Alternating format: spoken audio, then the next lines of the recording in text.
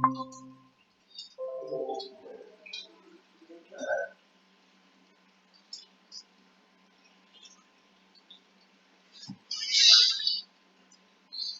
assalamualaikum warahmatullahi wabarakatuh, Bapak Ibu. Hari ini kita bertemu kembali dalam rangka mengikuti diklat sekolah penggerak. Mudah-mudahan kita sampai saat ini masih diberi kesehatan oleh Allah Subhanahu Wa Taala sehingga kita masih tetap bersemangat mengikuti pelatihan ini. Baik, Bapak Ibu sekalian. Sebelum kita memulai pembelajaran ini, mari kita berdoa terlebih dahulu agar apa yang akan kita pelajari benar-benar mendapatkan ridho dari Allah dan mendapatkan ilmu yang bermanfaat. Al-Fatihah.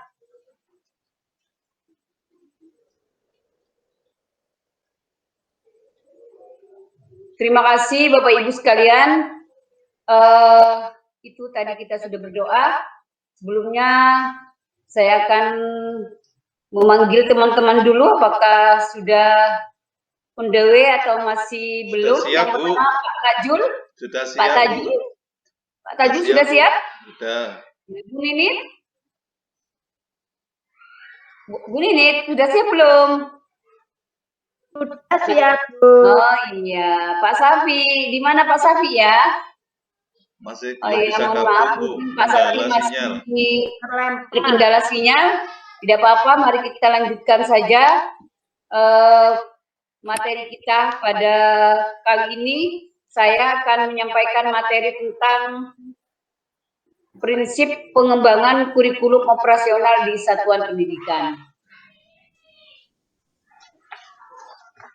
Bapak Ibu sekalian, prinsip pengembangan operasional di satuan pendidikan itu memiliki 5 prinsip. Prinsip yang pertama yaitu berpusat pada peserta didik. Maksudnya, pembelajaran harus memenuhi potensi, kebutuhan, perkembangan, dan tahapan belajar, serta kepentingan peserta didik. Profil pelajar Pancasila selalu menjadi rujukan pada semua tahapan dalam penyusunan kurikulum operasional sekolah. Maksudnya adalah seluruh penyusunan kurikulum ini harus memenuhi kebutuhan perkembangan siswa dari tahapan-tahapan, hingga siswa benar-benar mendapatkan pelayanan dan pembelajaran secara optimal dengan mengacu pada profil Pancasila, yaitu yang pertama beriman kepada Allah Subhanahu Wa Taala, yang kedua berkebinekaan global, dan yang ketiga mandiri, yang keempat bernalar kritis, yang kelima kreativitas. Masih ada satu lagi, mandiri, ya. Itu Bapak Ibu untuk berpusat pada siswa. Sedangkan prinsip yang kedua yaitu kontekstual, menunjukkan kekhasan dan sesuai dengan karakteristik satuan pendidikan, konteks sosial budaya dan lingkungan, serta dunia kerja dan industri.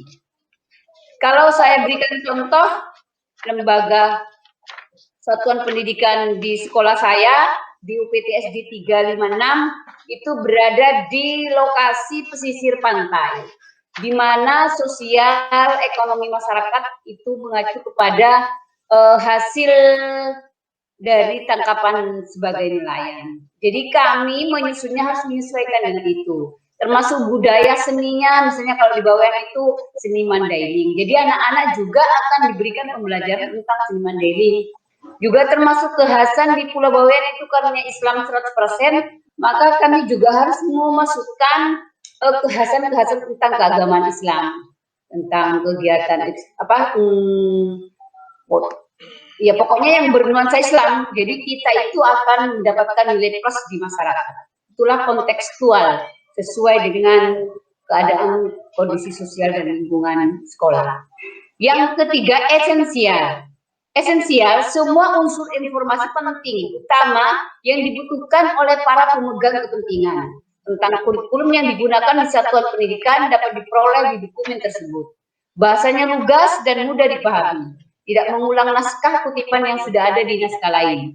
Dokumen tidak perlu memuat kembali, misalnya lampiran Kemendikbud seperti capaian pembelajaran, struktur, dan lain-lain dalam dokumen kurikulum operasional. Jadi hanya informasi penting saja, tidak usah menampilkan hal-hal lain yang tidak diperlukan. Ya, itu namanya esensial. Sedangkan yang keempat, akuntabel. Akuntabel dapat dipertanggungjawabkan karena berbasis data dan aktual. Jadi kurikulum yang kita susun kurikulum operasional di satuan pendidikan itu harus dapat dipertanggungjawabkan. Misalnya penilaian untuk anak, terus tentang keuangan sekolah, tentang kegiatan sekolah dapat dipertanggungjawabkan kepada wali murid maupun kepada pihak pemerintah karena data-datanya sudah tertata dengan baik. Untuk yang selanjutnya, yang terakhir, yaitu harus melibatkan berbagai pemangku kepentingan. Siapa saja pemangku kepentingan di sini? Yang pertama orang tua, komite sekolah, organisasi lain misalnya bank, ya berbagai bank, semua yang Jatim, BRI, rumah sakit, puskesmas yang berhubungan dengan kita, yang bisa kita ajak kerjasama. Berbagai sentra industri dan dunia kerja. Itu kalau untuk SMK, tapi kalau kita tidak butuh itu. Di bawah koordinasi dan supervisi Dinas Pendidikan atau kantor kementerian yang menyelenggarakan urusan pemerintahan di bidang kewenangannya.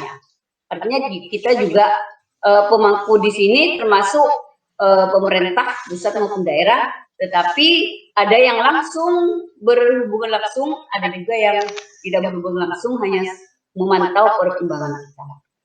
Bapak Ibu sekalian, itulah prinsip pengembangan kurikulum yang harus ada, pengembangan kurikulum operasional di satuan pendidikan yang harus ada.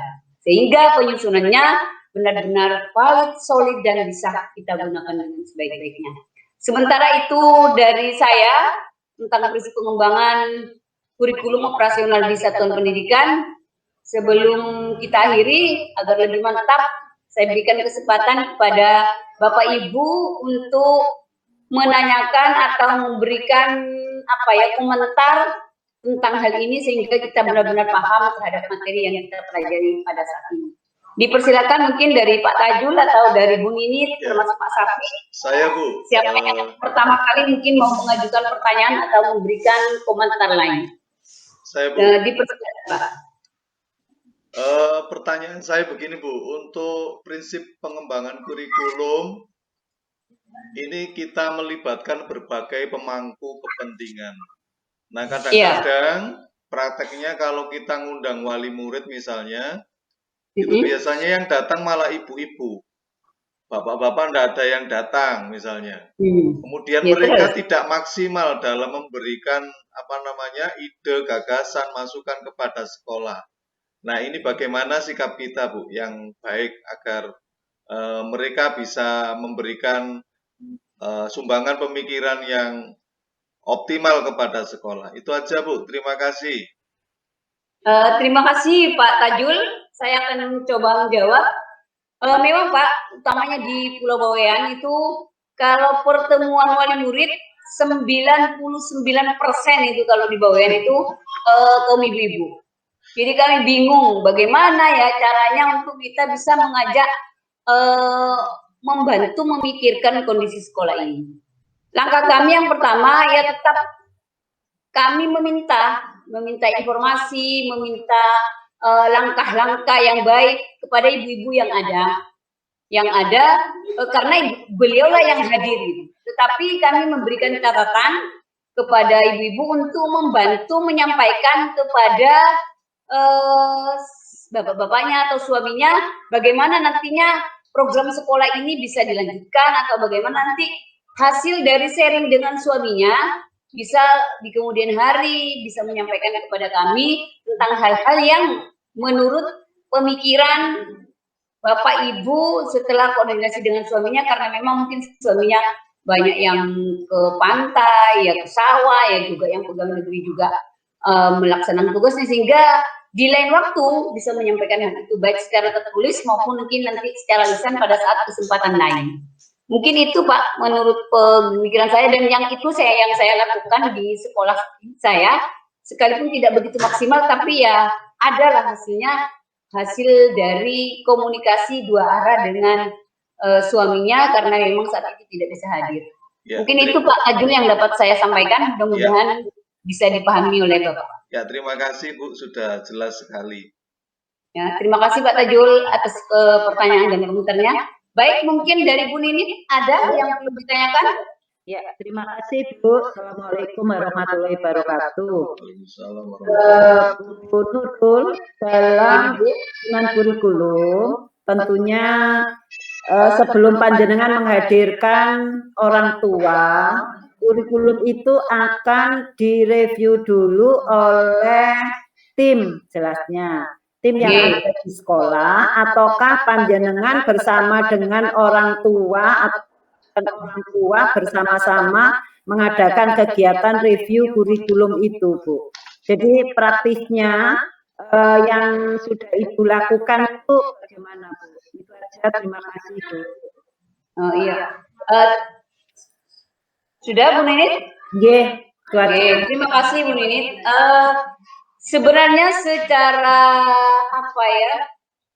Yang sebenarnya itu ya, yang harus dilakukan itu memang secara bersama-sama, guru, kepala sekolah, wali murid, itu komite itu untuk menyusun kurikulum seperti itu. Karena memang wali murid dan komite itu termasuk bagian dari yang terlibat dalam pemangku kepentingan. Tetapi untuk mengefektifkan, karena bukan kami menyepelekan wali murid atau komite yang lain, mungkin pemikirannya itu mungkin karena kita yang terlibat langsung lebih paham kami yang ada di sekolah, jadi kami itu mereview dulu Bu, membicarakan dulu yang pas dengan Bapak Ibu guru di sekolah. Setelah pas baru besoknya atau di hari kesempatan lain kami memanggil atau mengundang Bapak Ibu wali murid dan komite untuk turut serta menyusun dan dalam penyusunan kurikulum operasional di satuan pendidikan. Itu Bu yang saya lakukan, sekalipun yang sebenarnya begitu kita menyusun langsung bersama-sama sebenarnya idealnya. Tapi karena memang menurut kami lebih apa ya, lebih baik dan lebih praktis gitu, kami dulu yang mereview. Setelah pas semuanya bahan-bahan sudah siap, baru kita mengundang beliau untuk hadir bersama-sama. Mungkin itu Bu Ninit yang saya lakukan di sekolah. Terima kasih, mudah-mudahan Bu Ninit bisa memahami apa yang saya maksud. Iya, berarti mereview tim pengembang kurikulum. Setelah itu, setelah hasilnya itu sudah mungkin 80%, baru kita sosialisasi ke orang tua. Iya. Semua orang tua atau perwakilan, Bu?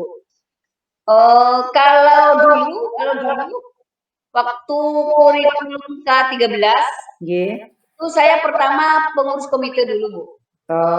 Ya, setelah itu kesempatan ada pembagian rapot semester semester akhir itu, karena untuk kita melaksanakan itu ke tahun pelajaran berikutnya, kami mengundang seluruh wali murid untuk bersama-sama hadir sekaligus pembagian rapot dan mensosialisasikan kurikulum yang ada itu. Jadi di tahap dulu langsung ke pengurus komite, setelah itu baru seluruh wali murid. Mungkin itu Bu langkah saya. Terima kasih Bu Nur. Ya, terima kasih juga Bu Ninit. Semoga kita saling bisa memahami apa yang akan kita lakukan di sekolah kita untuk kemajuan sekolah kita demi masa depan anak bangsa. Terima kasih. Itu mungkin yang terakhir masih ada dari Pak Safi, atau Pak Safi masih belum bisa bergabung? Pak Safi belum bisa bergabung ya? Terlempar Bu. Oh, terlempar. Belum masuk sampai saat ini. Oke, kalau sudah seperti itu, baik, karena seluruh Pak Bu Ninit maupun Pak Tajul juga sudah sama-sama memberikan pertanyaan dan komentarnya. Mungkin dari saya cukup dulu, atau mungkin masih ada lagi dari Pak Tajul? Cukup Bu. Cukup Bu, Pak ya. Ya, terima kasih Pak. Mungkin itu yang dapat saya sampaikan dalam materi prinsip pengembangan kurikulum operasional di satuan pendidikan. Mudah-mudahan apa yang saya sampaikan bisa kita pahami bersama dan bisa kita laksanakan di sekolah kita untuk pengembangan sekolah kita. Dari saya cukup. Terima kasih atas perhatian Bapak Ibu semuanya. Mudah-mudahan ilmu yang kita peroleh saat ini menjadi ilmu yang barokah. Saya akhiri. Wassalamualaikum warahmatullahi wabarakatuh. Waalaikumsalam warahmatullahi wabarakatuh.